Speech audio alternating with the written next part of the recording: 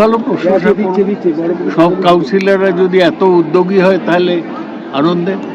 একটা ওয়ার্ড যারা রহিম সাহেব এবং কৃষাণুদের নামে ক্রীড়াঙ্গন করছে, সেটা যেমন আনন্দের, তেমনি একটা পুষ্করিণী তার সংস্কার হয়েছে, সেটাও খুব আনন্দের। আমি চাইবো যে সমস্ত ওয়ার্ডে কাউন্সিলর, এখানে সুরজিৎ এবং রীতা রায়চৌধুরী মিলে করেছে, তারা এই উদ্যোগ গ্রহণ করুক। নিশ্চয়ই করবো। এখানে স্ট্যান্ডও করা হবে রহিম সাহেবের নামে, আর মাঠটা তো করা হয়েছে কৃষাণুর নামে।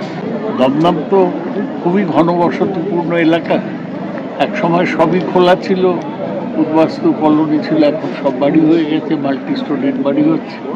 তার মধ্যে খুঁজে যে খোলা জায়গাটা আছে সেটাকে সদ্ব্যবহার করতে, সংস্কার করে খুব সুন্দর রূপ দিয়েছে, সেটা আরও ভালো।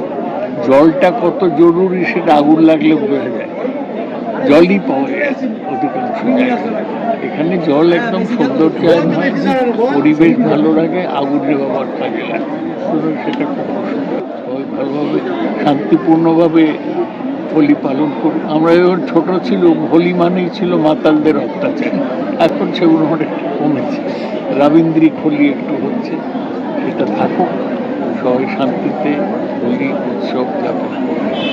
খেলাধুলো তো এখন সব মোবাইলে হয়ে গেছে। আমাদের কলকাতার ফুটবল, যেমন আমরা আগে জানতাম এক কথায় সন্তোষ ট্রফি মানে বাংলা বিজয়ী। আমরা বাংলার ফুটবলের মান এত খারাপ হয়ে গেছে, বাঙালি ছেলে খেলাধুলা উঠে আসছে না।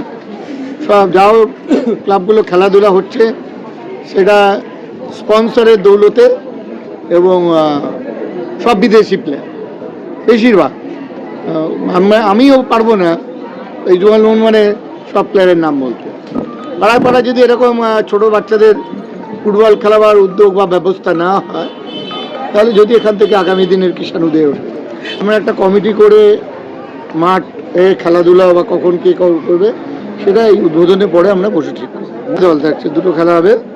আর শুধু এটা মাঠ বলে না, আমার এখানে একটা জলাশয় দখল হয়ে গেছে, সেই জলাশয়টা আমরা উদ্ধার করে বাত্য বসু মহাশয় ওই পুকুরটার নাম দিয়েছি পুণ্যি পুকুর। এটা উদ্বোধন হবে। এবার 10 নম্বর একটা নবনির্মিত স্বাস্থ্যকেন্দ্র তৈরি করা হয়েছে, সেই স্বাস্থ্যকেন্দ্রটার নাম দেওয়া হয়েছে আরোগ্য। এইভাবে এই আরও স্টেজ একটা এখান থেকেই সবগুলো মন্ত্রী এবং সাংসদ সৌগত রায় উদ্বোধন করবেন, এবং খেলোয়াড়দের মধ্যে সদ্য সরকারি পুরস্কার প্রাপ্ত প্রাক্তন আমাদের গর্বের দমদমের গর্ব সমরেশ চৌধুরী থাকবেন, বিকাশ পাজি থাকবেন। সেটা তো 10 নম্বরের জনগণ বলবে, আমি নিজে পরীক্ষা দিয়ে নিজে কী করে খাতে দেব। বলিতে সবাই শান্তিতে ভালোভাবে থাকুক। বাংলার মুখ্যমন্ত্রী বলছেন আমরা যেন কোনো বহিরাগতের প্ররোচনায় পা না দিয়ে শান্ত বাংলায় আমরা সবাই যেন ঐক্যবদ্ধ, সংঘবদ্ধ এবং ভ্রাতৃত্ব বজায় রেখে একসাথে থাকতে পারি। দুর্দান্ত মাঠ হয়েছে, এবং আমার সব থেকে আনন্দ হচ্ছে বাইরে কৃষাণুদের আমরা একটা স্ট্যাচু বসাতে পেরেছি। আর এইটা হচ্ছে রহিম সাহেবের নাম। এই মাঠটা রহিম সাহেব 62 সালে ভারতবর্ষ ফুটবলের শেষ সোনা পায় জাকার্তা, তা করছিলেন রহিম সাহেব। রহিম সাহেবের নামে আমরা দমদমে একটা স্টেডিয়াম করতে পারলাম। আমি মাননীয় মুখ্যমন্ত্রী মমতা বন্দ্যোপাধ্যায়কে প্রণাম জানাই, তিনি আমাদের অবকাশ দিয়েছেন, এবং আমার 2 পৌর প্রতিনিধি রায়চৌধুরী এবং রীতা রায়চৌধুরী। এইটা খুব উদ্যোগ নিয়ে একটা মাঠ এবং পেছনে একটা পুকুর, তার নাম আমরা দিয়েছি পুণ্যি পুকুর। এটা একদম নতুন করে ঢেলে সাজিয়ে সংস্কার করা হয়েছে।